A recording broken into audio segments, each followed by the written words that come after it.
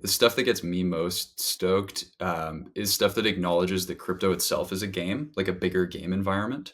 And I think like Cambria is an interesting example where you're like, okay, for now, there's just duels and betting. But at some level, that becomes like a different interface to how people can experience crypto as opposed to just having a MetaMask browser extension. Games like that become like a UI for the entire set of blockchains that we already use stuff to do. Like you can do swaps and you can do all these other things inside of a game environment. So when I think about it, it's kind of like, how do you extend the crypto as a game idea through other interfaces? That stuff is cool to me. Nothing said on ZeroX Research is a recommendation to buy or sell securities or tokens. This podcast is for informational purposes only, and any views expressed by anyone on the show are solely our opinions, not financial advice. Boccaccio, Ryan, and our guests may hold positions in the companies, funds, or projects discussed. What's up, guys? Welcome back to another episode of ZeroX Research. Today I'm joined by Ben from Seed Club and Natalie from Bain Crypto, who also both run their own crypto podcast called Liquid Culture. Thank you guys for joining. Thank you for having us. So good to be here, man. Before we get started, I wonder if you guys want to give your short introduction of how you guys kind of got into crypto, and also like how you guys got started with Liquid Culture as well. Yeah, sure. So I've been around crypto for about 5 years. I actually, like, to speed run the story, I listened to an XRP podcast while being a finance bro, sort of working in international trade stuff. So I was like, okay, this is going to be the future of banking. And then, got pulled into ETH pretty quick. Just parents are both startup people, and the idea that you could build stuff on top of this as a platform just sort of hit better for me than the whole money set of use cases. And so, yeah, long story short, did a couple startups in crypto, one in DeFi, one more on the NFT and art side, and felt more at home on that kind of more culture side of the industry. And so, yeah, do a couple things. One is run an art nonprofit called Accelerate Art. Two is work with startups that are more on the consumer side with Seed Club, which is an accelerator. And three is this podcast that Nat and I just started called Liquid Culture. And yeah, that's kind of a bit of the backstory. Yeah, I got into crypto during COVID, actually. A friend of mine who got laid off taught himself how to trade options on Robinhood, and he ended up on the cover of Forbes from becoming so successful from doing this. And he was the first person I knew that like made real money trading. So naturally I was like, where can I participate in this? So I went on Robinhood, bought some Bitcoin, and then, as like some side diligence, ended up reading the white paper and kind of went down the rabbit hole from there. But definitely came in as a speculator and then stayed for the tech afterwards.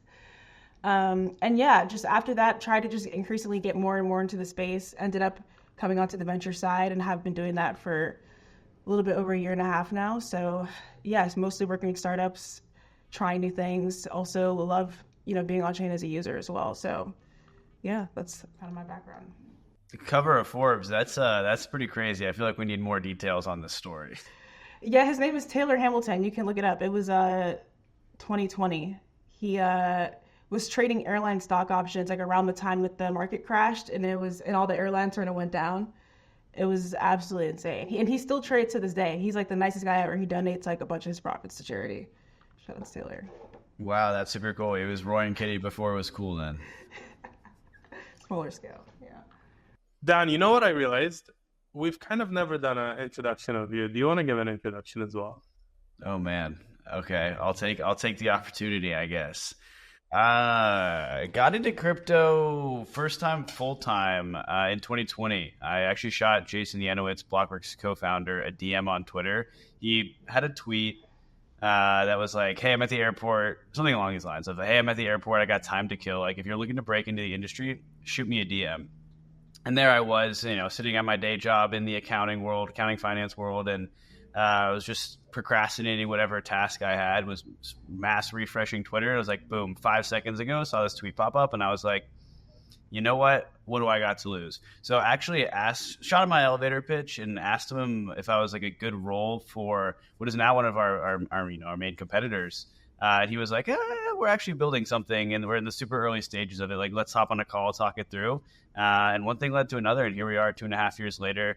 Blockworks Research is born and alive. played like a pretty key role in making that happen, which is pretty cool. And now leading out the product and data side of what we do. So that means like building out our data platform. What assets do we cover? What metrics do we cover? How do we display that to the user? How do we communicate the value and importance of these metrics? You know, blockchains are just like giant open APIs in some way. Tons of raw data. Turning that raw data into some like actionable insight is actually fairly challenging. And we see, Boccaccio is going to get mad at me here, but we see like a lot of misuse of data. And a prime example of that is like active addresses and comparing that between chains. And it's hard to tell meaningful stories with an abundance of data. You almost get like too many potential insights and air quotes that end up meaning nothing. And so it's become like my passion of like, you know, helping play a role in like what matters, what are key metrics that actually provide value, and how do you use these to like identify trends and then make predictions about the future. I don't get upset about the daily active users thing. I just think it's like everybody knows that it's not real, and then yet here we are. We got Hamster Combat telling the world we got 1% of the people using our game. So like maybe we see that, like the four of us on the screen, and quite frankly a lot of the listeners, you know, we don't really you kind of need like a prereq to know what the hell's happening and being talked about on the show. So yeah, all of our listeners probably do, but we go to like onboard the next, you know, even the next 100,000 people, they're not going to know that. It seems like that's a great stat because you come from these Web 2 backgrounds with social applications, for example, that can track users and do track users, and everybody knows like daily active users, that's an important stat. So when you get, you know, active addresses being called daily active users, you just end up going down a road to false conclusions. And I think it's less important for the people here today, again, because we all kind of have put these pieces together, and more important about how do we tell those stories going forward to not seem like a bunch of idiots. Yeah, that's fair. I shouldn't have brought this up. We're just going to get really angry about it again and talk about it 30 minutes. Let's start off with what you guys are looking like. What do you guys pay attention to day to day? What's like your sector? I assume it's called like liquid culture, NFTs, consumer apps. And Natalie, I assume a lot of your VC work is related to social apps as well. Actually, I'm not sure. So maybe you guys can run through like what you're most interested in these days. Cool. Yeah. I feel like why I joined Seed Club this year was to focus more on consumer as a general category. It's one of these words that doesn't mean a lot. Like it's hard to define what exactly consumer means because the scope is so big. But basically the way I think about that is just stuff that is not necessarily DeFi, like that real humans are going to use. And so like there's a pretty broad scope in terms of, what that actually looks like in practice. But it's art and fashion and gaming and social and sort of each of these categories where a lot of people have said, hey, crypto might actually be cool for this, but we've never really seen something pick up or take off. Like you have these little ephemeral experiences, right? Through just like being obsessed with crypto land, whether that's friend tech or something like these fantasy top, like you're having early signs of people starting to do different stuff other than just buy meme coins. But it's not quite there yet. And so, spending a lot of time just like hanging out with founders, trying to figure out how do you build something that is real in that consumer lane. Yeah, I wanted to let Ben go first because I felt like I might derail the conversation, but I recently made a transition because I was previously at another fund until before I joined Bain, where I was more so like having a generalist perspective, and I was honestly focusing on like truthfully the whole space because I was the only analyst there at the time. So I had to take a wider lens and look at kind of everything. Now I've like narrowed my scope significantly, and I'm pretty much focusing exclusively on just sort of media as a category. And where that's going, new business models around media, really new business models around media. And so I'm almost exclusively focused on that at this point. I'm like almost like zoning out most of the even conversations that are happening on crypto Twitter. Obviously, you have to pay attention to some extent because you have to know what's happening around you. But I'm like very sort of in a corner right now, information wise. Awesome. I want to dive in deeper on both sides there. But Ben, going back to you first, you mentioned right before we hopped on the call, you're talking about Seed Club's demo day. Can you walk us through some of the highlights from that? Yeah, totally. So C Club runs these 3-month cohorts. In this case, it was 9 startups kind of for that whole window of time. And the culmination point is this demo day, which we actually had yesterday. There's a good recording. It's basically 5-minute pitches for each one. So it goes pretty quick if you're interested in startups. It's definitely worth looking at. And yeah, we had, I think, more than 7,000 people come and listen into that, which is crazy. Unclear. Like, I don't think that was synchronous. I think that's total now, like after the fact, 24 hours later, right? But just cool to see a bunch of these teams work really hard and then compress like their whole company into 5 minutes, right? Because it's so hard. You get very close to your problem, and being able to tell those stories can be tricky. And yeah, I mean, it kind of spans a lot of different categories. There's some sports stuff. There's like tokenizing real life. There's, NFC chips. There's like, I don't know. I mean, it's a pretty intentionally eclectic group of people and teams, but all people that we think really have a shot at doing something that people want to be a part of. And yeah, so that's kind of the quick pitch. Yeah, I want to say just like, yeah, shout out to the Seed Club, because I feel like they are one of the few places in crypto that like intentionally allows for like the eclectic stuff to have its place. And so, yeah, I just want to give them a shout out because I feel like that's much needed in our space. What was one of your, I guess maybe don't pick a favorite here, but what were some of the most exciting pitches that you heard? Maybe on a lane that, something like new or novel that maybe the market hasn't seen before, specifically as it relates back to demo day. Definitely, I don't know about for you, Ben, but definitely for me, there was one project that was innovating around this like vision model they had built that sort of allowed you to create like IRL games. You have to watch the demo for it to like really click, but their kind of pitch was, we spend so much time online as it is, like why not just gamify real life and make that more immersive? So that demo, if you guys, I recommend watching that. That kind of blew my mind a little bit because it was a mix of like tokenization and like AI, vision model innovation. Like there was a lot sort of happening technically under the hood. So I thought that was really sick, personally. Totally. That one was called Side Quest. And they're kind of working at this intersection of computer vision and crypto, where you think of like Pokemon Go and being able to interact with the real world in some way, but adding tokens to different like activity loops. So you could literally have touching grass, earning you a grass token is like a stupid example, right? Of just how these things work, because you can prove that, hey, oh, look, I'm touching this grass. And it's more just conceptually cool. Like for anyone who's spent a long time around crypto, it's just taking the stuff that we love to do on the internet and pulling that into real life. But yeah, it's a little bit trickier for me to pick favorites, obviously just working with all these teams. But I think everyone in there had an angle that I think people who really follow crypto closely would find interesting. Yeah, I felt bad asking that question halfway through. I was like, I'm not trying to make you pick a favorite here, but it's cool. It's cool to see. It's just cool to see like the innovation in that types of business lines we're seeing in crypto, right? Like another like semi silly example that I recently came across was Baxis, who's like bringing the wine and spirits market on chain, which that's kind of like going the reverse route of what you just described, right? We're taking existing assets, tokenizing them, bringing them on chain, making deeper, more liquid markets. That's kind of the goal. Versus what you just described is super interesting because it's kind of taking the on-chain experience and bringing it into the real world. That is actually something I've spent no time looking into, but will be at the top of my list. I wonder how you, I feel like this is something that we don't look at all, Dan. Like you had the Bax's interview, semi-related to consumer crypto, but like for me, I feel like my consumer crypto lens is so deteriorated now. I'm not sure, but I kind of want to understand like how you would even approach kind of taking that in as a VC. Like, okay, there's a cool lens to it. Like I'm interested. I watched this chipped one, for example, which was, and I thought it was like genuinely really cool, but how do you view that from an investment point of view? I mean, obviously like depends on how much you guys can share about this process, but kind of want to understand how you approach it.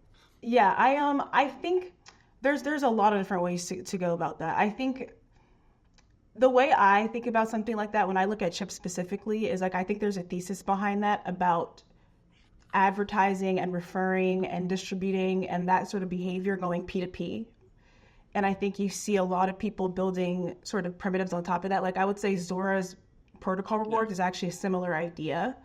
There's other people who are building similar things in different verticals. And so I think the question there is not necessarily like, how can you, build a walled garden at the protocol layer, but how can you build, a really incredible, delightful user experience? And I actually think that's why it's interesting that they have a hardware component, even though that's hard to build, because that is something that is more of a, could be more of a technical moat around it in the long term. It doesn't scale up front, but I think that that's interesting. But that's like when I look at something like that, for just to give like an example, that's kind of like where my mind goes as a VC. It's like, how I could potentially break this down, into something that might be investable. And when you say Zora there, are you just meaning like how, I think my understanding is that the content creators themselves actually get a fee split with the chain? Yes, like the idea that you can sort of create an incentive mechanism within the protocol or within the assets that allows people to be permissionlessly compensated for their distribution, no matter how small it is.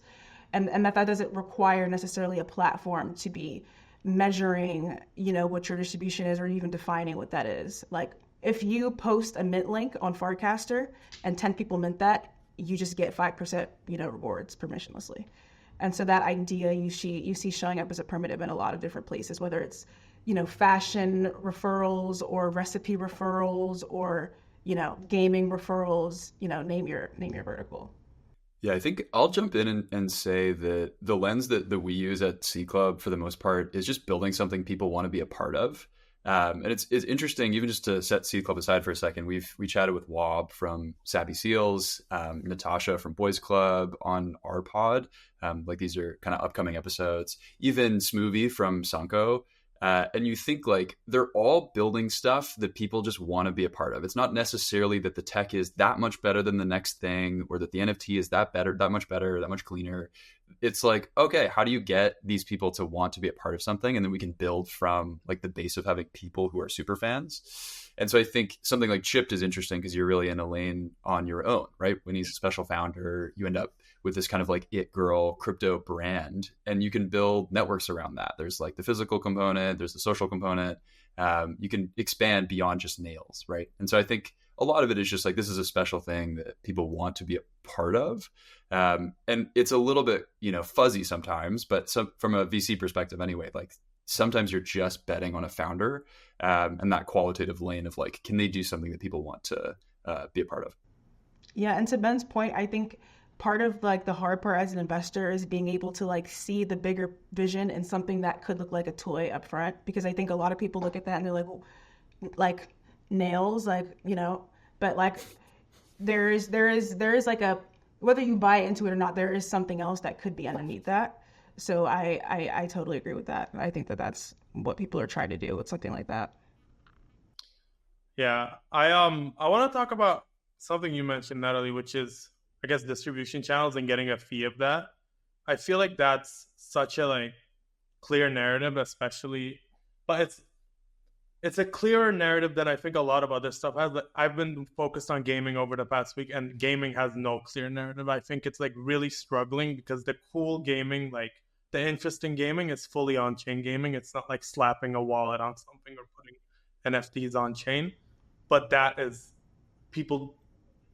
It's just difficult to make gamers care about it, I think. But I feel like fee sharing is a lot easier. But on the other hand, I guess before I joined crypto, I was kind of like really against financialization of everything. But like as you're in crypto, you're like everything will be financialized. But do you guys, when you see some of these consumer apps, do you ever feel like, I don't know if this is necessarily and needs to be financialized, apart from like obviously stuff that doesn't have a fit?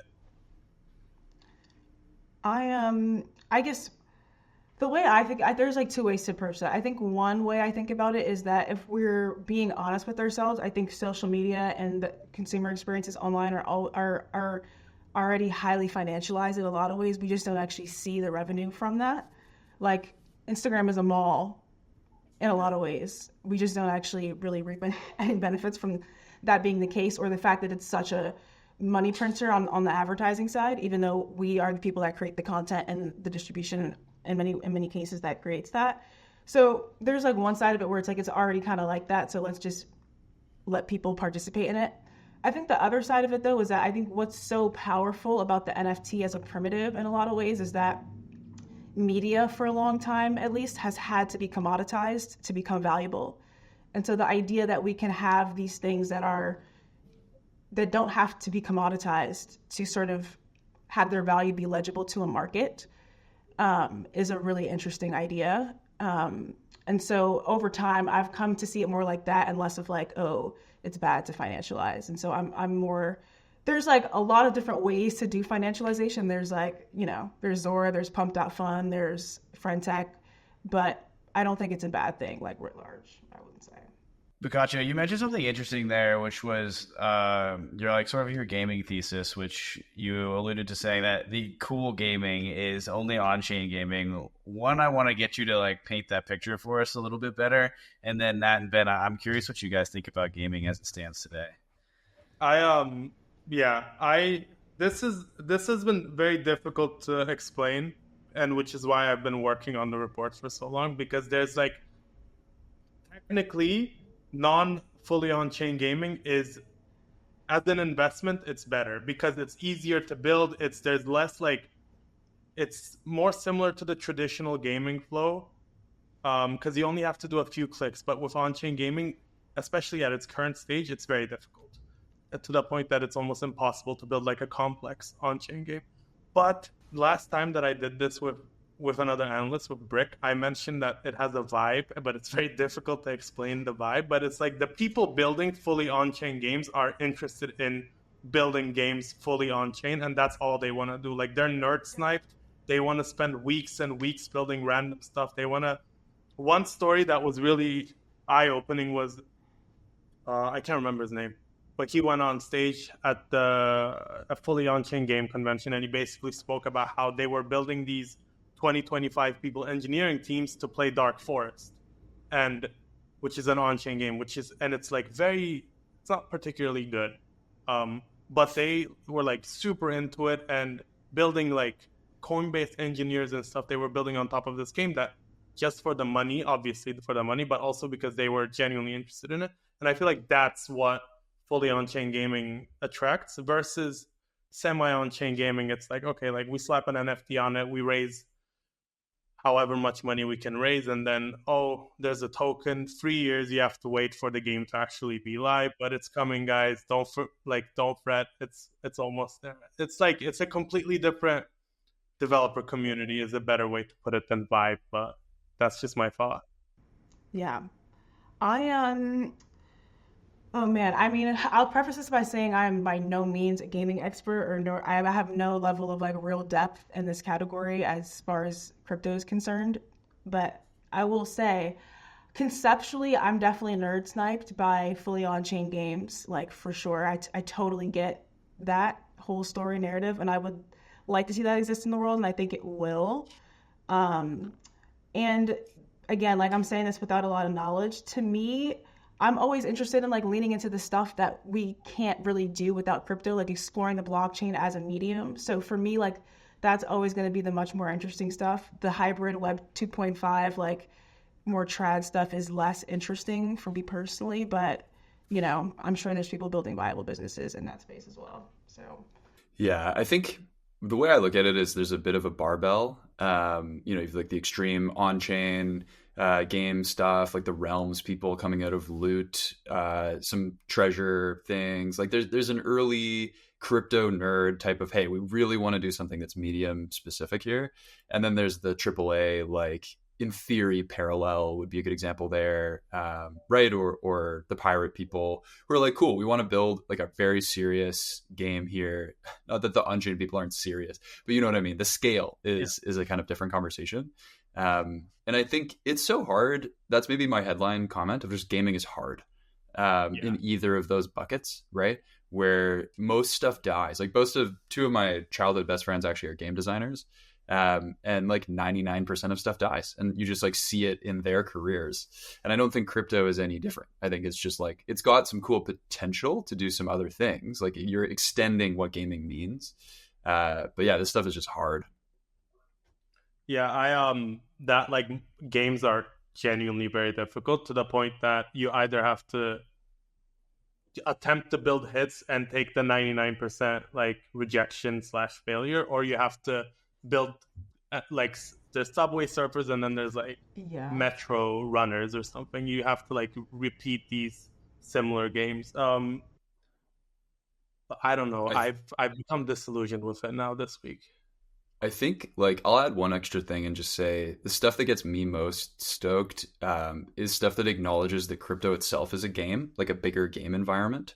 And I think like Cambria is an interesting example where you're like, okay, for now there's just duels and betting, but at some level that becomes like a different interface to how people can experience crypto as opposed to just having a MetaMask browser extension. Games like that become like a UI for the entire set of blockchains that we already use stuff to do.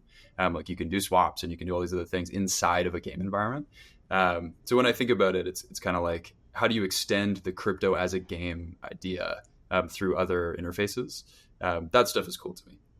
Yeah, like the crypto the game experiment I thought was really interesting. I've few things in crypto have gotten people that like revved up over just like not just pure speculation. So yeah, there's some interesting stuff happening for sure.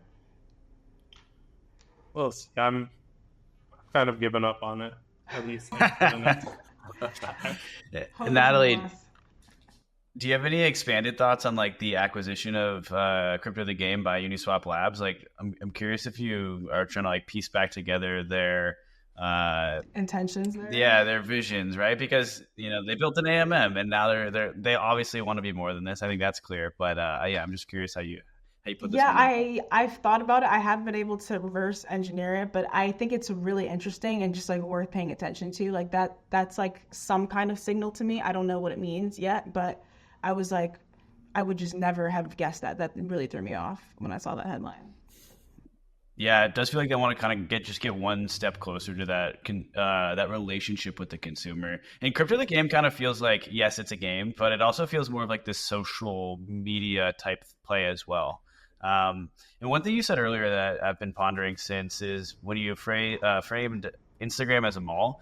The thing that jumps in my mind there is that Meta doesn't want to give up the ownership of that mall. So how do you think about the push and pull between, like, yeah, of course the users probably want ownership of the mall as well, but the existing incumbents kind of have this power and you'd have to think that they owe the duty to their shareholders to not let it go.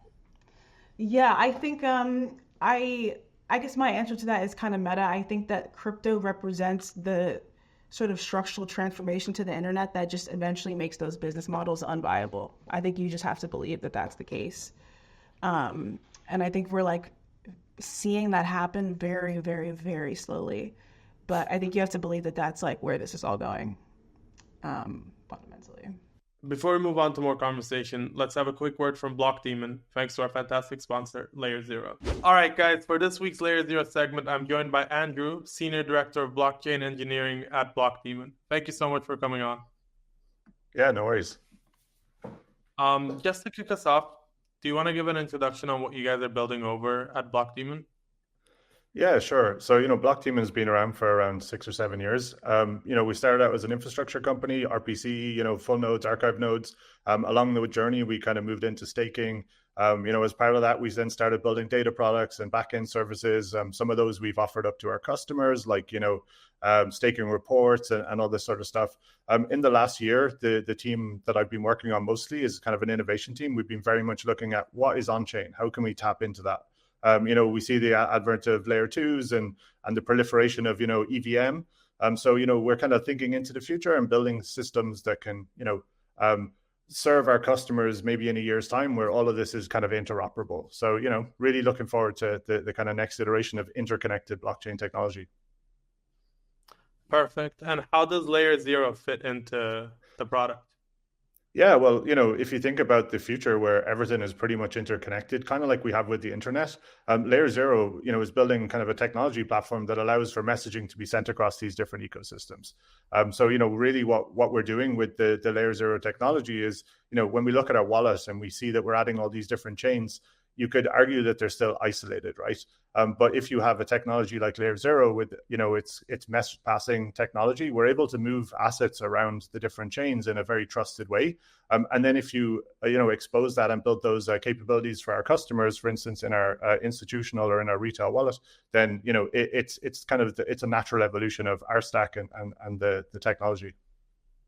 That makes sense. Do you have any exciting developments coming up over the next 6 to 12 months? Yeah, sure. We have a couple. So, we bought an NPC company a couple of years ago, and now we're kind of, doing stuff with that technology, right? So we have an institutional wallet that's on-prem. We're adding a lot of the blockchains that we already support. And then we're also adding, DeFi integrations into that allow our customers to basically transact on-chain. So, we have a lot of interesting stuff coming out over the next couple of quarters, mostly with on-chain, cross-chain, swaps, DeFi, yield, all these sort of things, all tied up into our mobile wallet and our institutional on-prem wallet. Perfect. Thank you so much for joining us, Andrew. What's the best attempt that we've had for SocialFi now? Farcaster? For SocialFi specifically, like a more financialized thing than Farcaster, or including that? I guess I use SocialFi and social apps related to crypto interchangeably. We can do either. I mean, yeah, it's hard to say what's beat that at this point. Especially like Ben and I were both at FarCon out in LA not too long ago, and like being able to see the community in real life as well. Like that's a real community. We can talk about the bots, and like, of course there's bots, and that's a thing, but that is like an actual community of people who are there and care about it regardless of price up or down. And like stuff has happened there. People are building followings, audiences, businesses. So that's probably like the most real foray thus far. Yeah, it's a small space ultimately. I think that's the main conclusion right now. Farcaster is cool, Lens is cool. I'm like sympathetic to Frentech and Fantasy Top and these more kind of like hyper financialized games.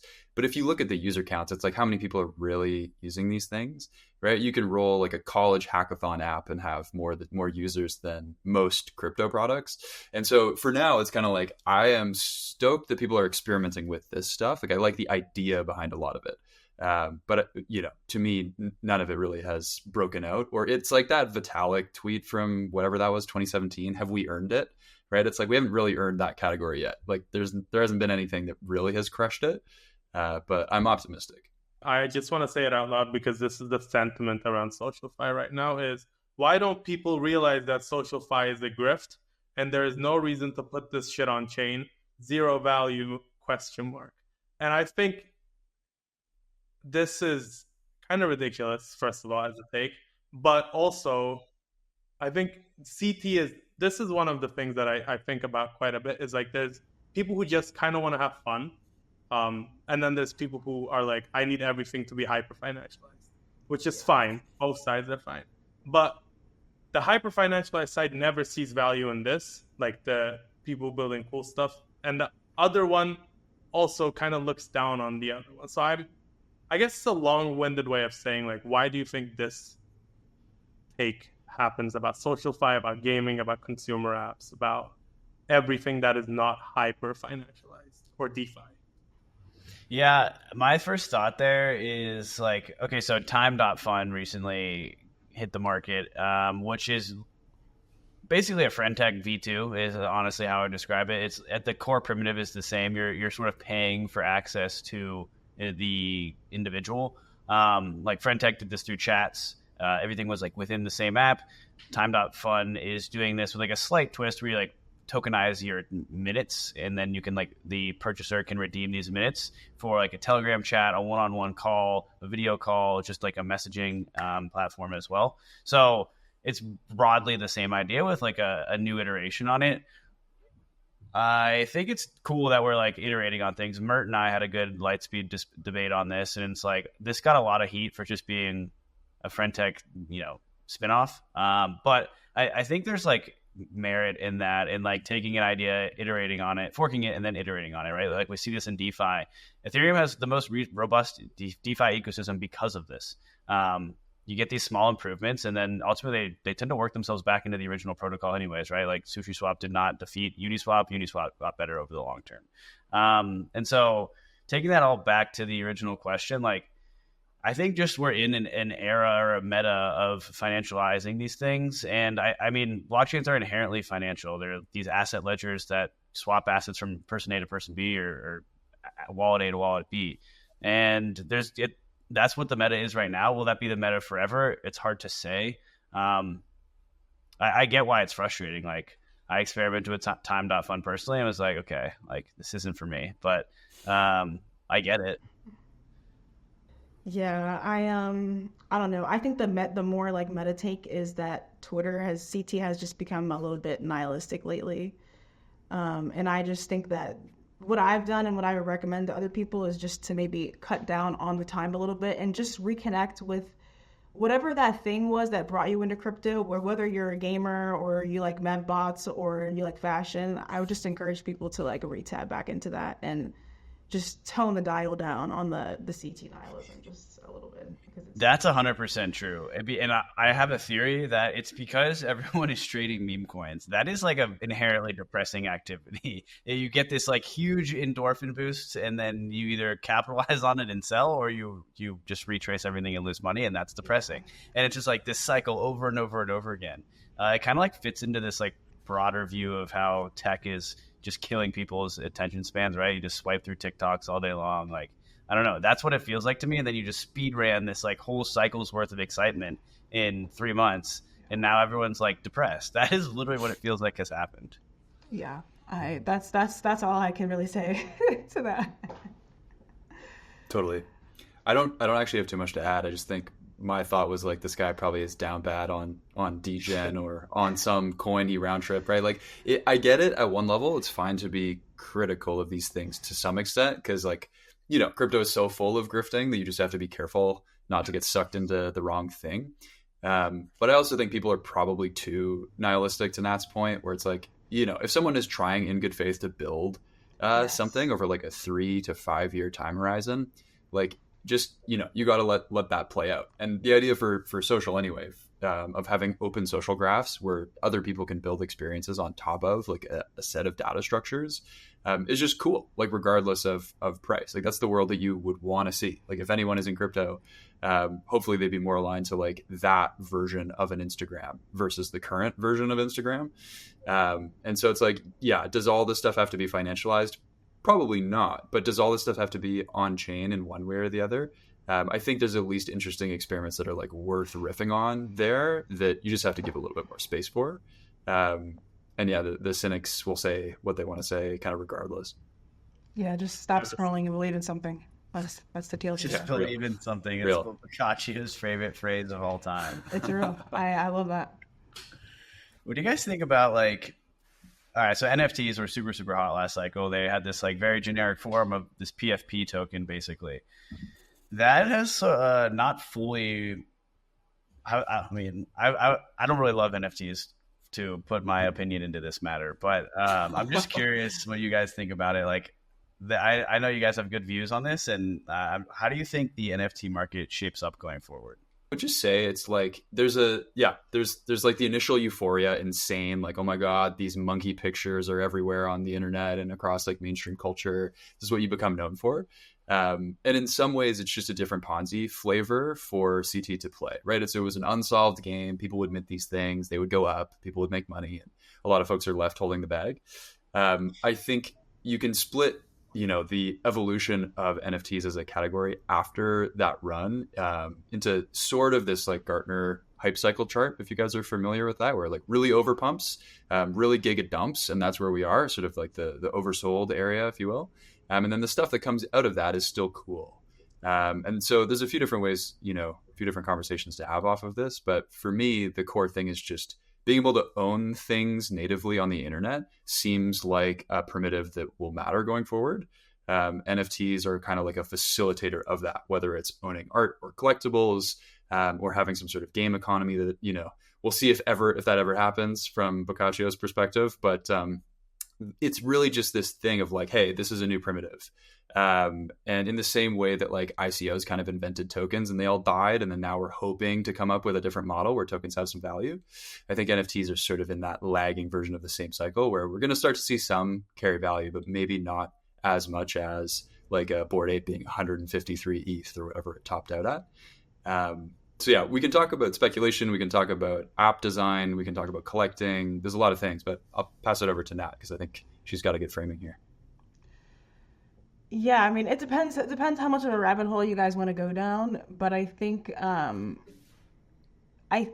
increasingly there's kind of like two ways to think about the design space of NFTs. I think one is just like the metadata, which so far has been like these static PFP things, like just linking to a picture of a JPEG. You know, there's people who have taken that a bit further and they've done, you know, a dynamic NFT or things like this. But I think increasingly where I'm more interested is in the actual design of the token program. I think that we're not paying enough attention to the fact that you can do a lot in there to actually make the media programmable into just, there's like a whole, that's like a whole design space rabbit hole to go down.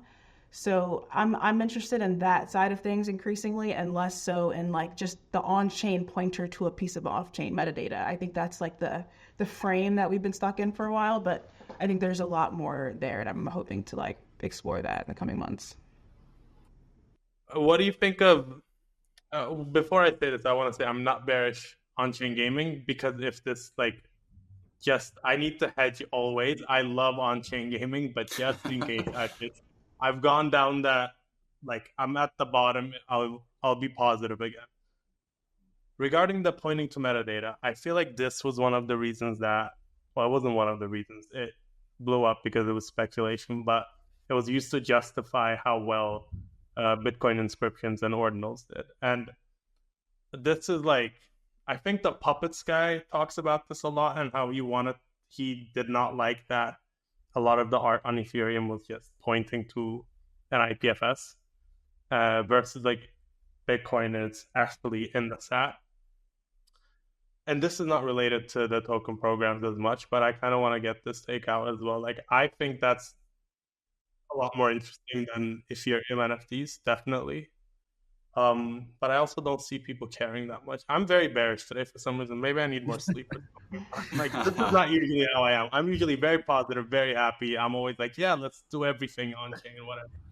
It's probably a good market signal, folks. Pay attention to that. But Natalie, where do you see some of that innovation happening? Like, is it chain specific, or is it like more being driven by the app developers that are like, here's what we need, and like we're just going to pick the place to build it that's the easiest to build? Yeah, this is, and my answer to this question, I think, is going to illuminate why I think a lot of people are so nihilistic, because it's not happening in any of those places. It's happening in the creative scene. It's people making on-chain instruments and people creating 3D worlds inside of NFTs that are like separate from whatever the metadata actually points to. And so those are like, again, things that look like toys, but if you kind of draw them out 5-10 years, you can start to imagine that goes in quite interesting directions. But yeah, it's interesting, and that's where I've been spending most of my time lately, because it's actually not in the quote unquote like hackathons and the you know, the VC places. That's where the artists are, and you know, in the creative discords and these sorts of places is where this stuff is actually, I think, the most like the frontier of it, in my opinion. Totally. No, I would agree with that. I think there's actually more experimentation than people might think happening in EVM land. Not to say like there isn't stuff also happening on Bitcoin or Solana. I just think it's one of these things where the original take is, hey, like these NFTs are essentially a scam because they're just pointing to another input in a database, which is like totally valid critique. But you look at, you know, Art Blocks is all on chain. Terraforms is like a funky example that Nat and I often talk about, doing stuff that's not just a 2D thing. Like there's like a dynamic aspect to this. You know, we can go through the list, but I think a lot of it is this question of like, what is actually cool that you can do uniquely with a blockchain? That is more what I'm interested in than just being like, hey, here's like a picture of an animal that, you know, lives in some database. It's like, you know, sure. But yeah, I think the on-chain stuff is much more interesting. There are flavors of that though, right? Yeah, and to that point, I actually like, I know you said that somewhat as a joke, but I actually think it's a really important point to make, because it kind of points to the skeuomorphism of the current NFT meta.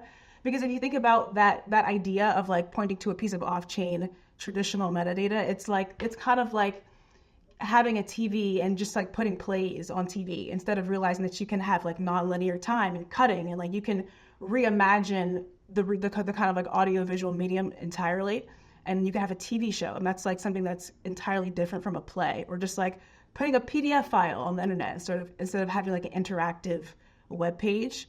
And so yeah, I think that's like how I kind of think about this current meta of NFTs, where it's like it makes a ton of sense. We're like, here's things that we already have and own. Let's create provenance and markets around them. But like, you can actually use the blockchain as a medium in and of itself to sort of create new things, which I think is the next step, if you will. Yeah, I guess it's the same reason people were super excited about frames as well, because it completely changed the way you interact with the posts themselves. I think the only like generative NFT that I can think of right now is the GM DAO one, which kind of every time you sent it over, it acquired new metadata and like it represented that. So if I sent something to Daniel, it would be like Boccaccio sent this to Daniel, and then if he sent that to you, Ben, it would add Dan sent this to Ben. I'm kind of, what are the leading? I guess leading is not the right word, but how can I like do some more reading on this, with some more research on this? I feel like this is something. Yeah, I think I'm happy to like just share some stuff with you guys in the chat, but I think terraforms as like just a project is probably the best thing to explore, because I would say that's probably like the furthest thing out on the frontier. But also like this, the art block stuff as well is also worth diving into.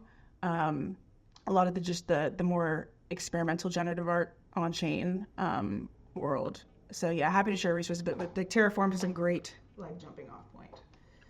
One thing that I had two other people who are very, very interested in NFTs, and one thing we talked about was the same shift away from PFP NFTs, but instead of going into like the generative side, we mostly talked about how Zora and Drip House basically, and like opening up, going away from owning to collecting. And I thought that was also quite interesting. And looking at some of Zora's numbers, it's also like obviously picked up. People love the app. I like Zora. On Drip House, I kind of struggled because a lot of the art was like Alec Monopoly style art, which I'm just not interested in. But on Zora, I actually found a lot of, I guess it felt more like browsing for images that I want rather than buying. I think the only time I haven't felt like buying with PFPs was like buying Miladies and puppets, because I wanted to be specifically part of that group. I like actually enjoyed it. But yeah, how do you guys think about that? Like opening up, going from owning to collecting instead? Yeah, I think that's absolutely the next step. Like I'm a Zora power user. I mint every day.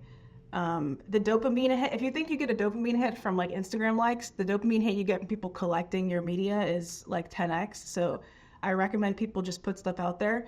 And I would say to people who come on Zora, like, do not think that you need to like have some sort of profound essay or visual to drop. Like, write a note in your like notes app and then just mint it. Like, just don't make it super complicated or highbrow. But yeah, I think that's absolutely the future. Zora to me is kind of like on-chain Tumblr, which I think is amazing because it's like a scene, which you feel like you go there and you can like, it has that vibe to it. So yeah, I'm a fan. I'm definitely a fan. Don't really have anything to add. I think it really just comes down to this thing of being able to own stuff online, right? Like you abstract away blockchains, you abstract away like the Ponzi nature of speculating on these things. And some of it is just like, hey, that's a behavior that we'll probably do because we spend so much time on the internet anyway. Like, makes sense that we should be able to own stuff. Just different relationship to like how content gets made and consumed of all kinds. And I think both Drip and Zora have their own kind of riff on that. But yeah, definitely a fan as well. I was gonna say Drip's like doing some cool stuff. Like I know they're really putting some effort into expanding the content they offer. Like they want podcasts on there, they want different types of media, they want like more global media as well. Like one thing this space is fairly new to me, and so one thing I've recently picked up on is, which intuitively makes sense, is based on where you live, there is such a different desire for like, you obviously there's different cultures, and like what appeals to you is so different, especially on like the consumer media and social side. Even talking to Kyle Samani from Multicoin, he was talking about how like when they like one of the sectors they're interested in investing in is wallets, and like how you get wallets into the hands of people will vary greatly different depending on which like region of the world you're targeting, or like the Telegram blockchain ton, they love to like highlight how many monthly active users they have, but one of our analysts on our team, Ryan Connor, is pointing out how like, yeah, that's great, but it's not like a homogenous group of users. They're all like highly segmented across different regions of the world, and thus like you don't just get to tap into all of them simultaneously because they like different things. So I don't know. That's something I've been thinking about way more, is like the regionality of what people find interesting. Yet we have this like inherently global infrastructure with blockchains. To your point, Dan, I think I have a personal thesis, which is like sort of cut a little bit of half-baked, about curation having to become more sort of like a local and decentralized again, partially just because of the sheer volume of content that we see on the internet and the fact that AI is probably going to crank that up by at least an order of magnitude. And I think that most Web2 companies today, their business models and their actual platform infrastructure is built for a certain amount of volume from a content moderation perspective, from a curation perspective. And like, I just don't know how that goes. And so I think to the regional perspective, I do think it's something crypto could be useful for, is helping to facilitate more local and decentralized curation, because I think that that's probably going to be more needed as time goes on. Daniel, it was kind of crazy that you managed to both defend Solana and complain about user counts in the same sentence. I was honestly shocked at how well you pulled it off. That's what they call me, the Sultan of Solana these days. Yeah, it's you and BitBoy. What I was going to say is that this is not related to crypto anymore, but I want to ask about it. Pumping out generative content. My biggest fear for crypto is, and this has always been my biggest fear for crypto, because before I joined crypto, I was no social media. I only had like a brick phone. I wasn't on the internet at all. So I'm like constantly kind of yearning for the past where I don't use the internet at all. And one of my worries is that when this isn't related to, like, I guess it is, if you're pumping out generative content and AI, and like you said, Facebook, Instagram, they don't have any reason to not, I guess, filter this out. My worry is that people are just going to be like, I'm done. And I feel like I'm seeing this a little bit on at least my like surroundings. People are like, I'm done. Like, I'm genuine. Like, okay, a lot of people quit Instagram, but even at a higher level, they're like, oh, I'm just not going to go on my phone today. I'm just going to like leave the internet for a little bit. I think that's my biggest bear case for crypto, is that people just get sick and tired of the internet. We go back to the old days, no phone, just taking walks, talking to people. Good luck. Yeah. I'll take the other side. Really? This is Team Europe versus Team North America on that take, I think. You guys, I wish that would happen, but I don't think it will. I'm like that too. Yeah. really? No. Wow, this is a horrible take by me. I'm not gonna let this. You're not alone. There is a community of people, but I think the large community of people is probably in a different place. Fully addicted, swiping. Interesting. A lot of my friends are just not online anymore. Maybe I'm.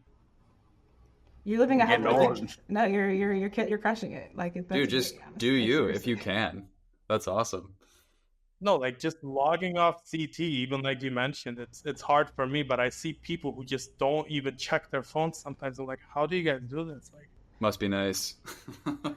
Ben and Natalie, you guys both spend a lot of time with founders, so I'm curious, like what like key mistakes have you seen people make that is like a something you'd love to see founders stop making?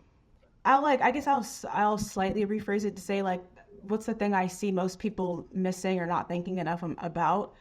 I think the number one thing that I feel is missing when I speak to the average crypto founder is just a conviction and a vision. I feel like a lot of people can tell you what they think might happen in the next 6 months or the next 12 months, but there's not a lot of people who are able to see around the corner and like also convince you of it. And then also like actually believe that it's going to happen enough to where the full force of their energy is behind it. Like, you feel it when you interact with them. I think there's a lot. I don't think we have a talent shortage in crypto, but I think we do have like a vision, belief, inspiration shortage. So yeah, I would just encourage people to just tap into whatever inspiration sources they have, because I think that's generally what I see lacking the most in my conversations. Conviction and communication. Love that. Ben, what about you? Yeah, one sort of riff on the conviction thing is I think there's a lot of talent, like Nata says, a lot of people who want to build cool stuff, but there's just like crazy scattering of attention. Like you have like 100 darts versus one spear being the analogy. Like it's super rare to have one person build one thing for like a long time period versus like, hey, I kind of have this side hustle, and then I also was like involved in this other thing, and I'm advising these 5 things. Like you don't have the Steve Jobs is overused as an example, but if you look at even Zuck, like some of these bigger founders where you're like, yo, I did one thing for 20 years and absolutely kicked ass at it. Crypto doesn't really have people like that, or they are very few, right? You think about Raj and Toli as good examples of like, yeah, we want to make this our life's work. That's kind of the model, right? Where you want to see more of that. And I think a lot of founders are non-committal. So it is really that conviction point. I also think if I had to add something completely different, just like being able to find good people to counterweight your weaknesses is important. Sounds obvious, but I feel like there's a lot of people in crypto who are like, you would do really well if you had a COO. You would do really well if you had like some other person to just like help you with this vision. So even if you get to conviction, being able to build out people around you is key. For some people, that might be a comms person, but no, that's another great point as well. I'm curious what you guys think about this idea. Is one thing I feel like I've seen in crypto is people get like enamored by the tech. I think all of us probably included, and you're like, holy shit, like this is awesome. Like I just want to build something here. And you're like, all right, like I want to build something on a blockchain. Like let me get back into the product idea, which probably isn't the best way to figure out what people want versus going the other way where you're like, hey, like here's a product idea I'm fired up to build. I'm going to go build it. And then I'm like, hey, like, all right, let me plug this thing into crypto rails and I get benefits X, Y, and Z. So there's like the path dependency of how you create this idea to bring it to reality is what seems to matter here. I'm curious if you guys see any of that, of like founders that are obsessed with crypto and kind of back into the product to build to be able to say like you're building something in crypto. If you see more of that or the other way around where it's just like product people who are excited to build something awesome and figure out that, hey, using crypto makes my product better. I am actually almost exclusively only interested in the second category from an investor perspective. Because those actually, because of the way you approach it, end up being the things that are more interesting and useful, because it's like I'm only coming to crypto because like I had to. And I just happen to maybe understand it. I'm a tech person, so I've been around the space, but like that, and you're honestly only really starting to see those founders come in more recently, I feel like. But yes, number 2 is like number 2. It's kind of like this conversation of founder market fit, to throw out a buzzword of like, you talk to people and you're like, wow, you were really built to build that business, right? I'm thinking of like a friend of mine that's a good example is Adam from Tala, which is this like DeFi hub on Aptos. Super random example, but he has been obsessed with financial software since he was like 14 years old, trying to do all of these different things, whether it's like, using Bitcoin to get around CSGO market, like skin markets, things like this. And so the convergence for him is like, yo, I just want to build good financial software. That's not me. I don't really care about that, but that's him. And that's like why, some venture people would get to wanting to support someone like that. But I think to your kind of original question, there's definitely a barbell of people that fit on the kind of the other side of the equation, which is like, yo, I'm an entrepreneur. I want to make some money. Like I feel like I fit in this category. What exists out there that I can build? And there's nothing necessarily wrong with that. It's more just like, it's less of a venture conversation and more of like, how do you get to making money pretty quickly? Like, is there a way to drop a token and fair launch something? Like, are you, able to take a different route to find success? Yeah. So there's sort of 2 buckets, but the venture side really is only focused, at least in my experience as well, with those people with the vision. Since we're talking venture, what are you guys seeing these days that you are happy that you're finally seeing that you used to not see? I guess like what is there more out of that like people are building? I'll be honest, I'm not really watching the market super closely these days. Like even the venture markets much. It's a little bit of like a kind of step back and reevaluate mode for me these days. But it has been nice just to see the more people being serious, building consumer stuff. I think I just want to let that play out for a little bit longer. That is a trend is great, but I'm not super like, in the weeds at the moment. Yeah, I don't have too much to add. I think you guys did a great episode with Jeff from Hyperliquid, and it's a good kind of example of, I think, people looking at a few areas in crypto that have some product market fit and thinking like, okay, from first principles, how would we make this like even better? So you're seeing some founders take runs at those sorts of things.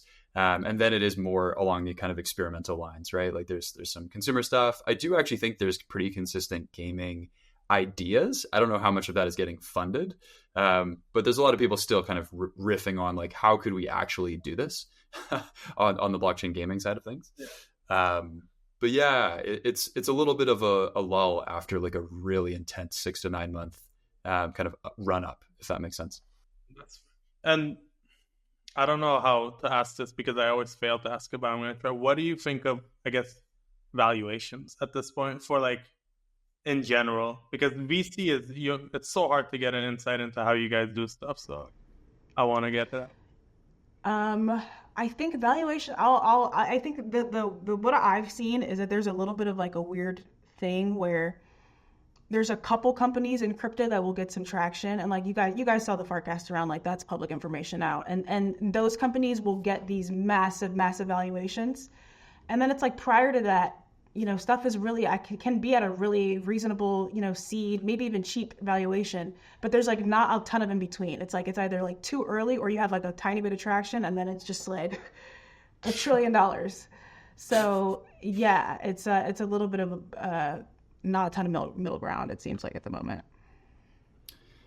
Yeah, I feel like on that like the higher valuation side of the conversation, it's basically this problem if there aren't that many good products or good founders to fund in the first place, and there's more money sloshing around the ecosystem than there are good founders, and so that's why you get these pretty what could seem inflated valuations on these things, just because there's a lot of money chasing not that many investment opportunities, and then like Nat said on kind of the pre-seed seed stage stuff. On the one hand, it can seem cheap in relative terms, whether people are raising at like 10 mil or 20 mil or 5 or something. And a lot of that gets funded. But if you ever go and talk to people outside of crypto, they're like, what about that is worth $10 million? Like what? Like that even the low end is kind of whacked. So yeah, it's a big, it depends. I noticed that recently. My girlfriend's in VC and like they fund not actual, but like real. We invest in a real company. They're real VCs, yeah. No, and I was like, and some like just telling her about like how she's probably like insane. Yeah, it's crazy. Daniel, do you have anything to add? Are we done? No, this has been a pleasure, Ben and Natalie. I appreciate you both coming on. Yeah, thank you guys for having us. I feel like I'm famous now. I've been on Zero X Research. Oh man! Hey, if any other listeners out there, if you love coming on, if you love listening to the show, we're always loving to have our power listeners on. So hit up Baco on the DMs. Yep, just send me Twitter DMs. That'll work out. But guys, also make sure to check out Liquid Culture, Natalie and Ben's podcast, as well as I guess Bain Capital and Seed Club. Boccaccio with the shill to finish. Yeah, I love it. We'll put the links in the show notes as well to all of those things, of course. Awesome, guys. Thank you. Cheers. Have a good one, y'all.